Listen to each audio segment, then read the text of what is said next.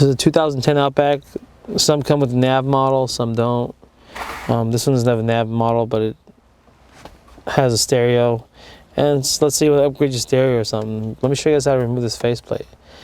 I haven't done this yet. It's the first time actually removing one of these faceplates, so I'm guessing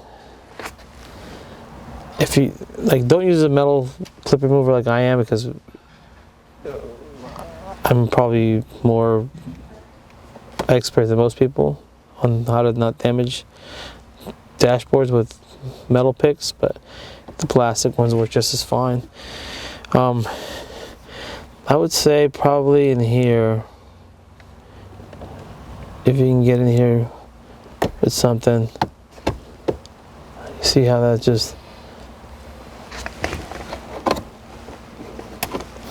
pops out.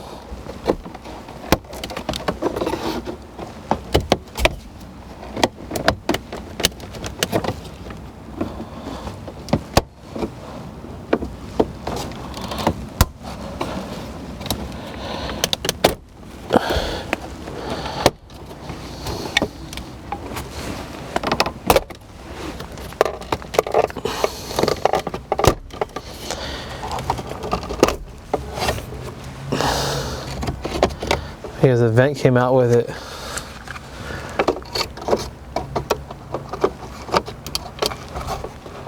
First time taking one of these off. Actually pretty easy.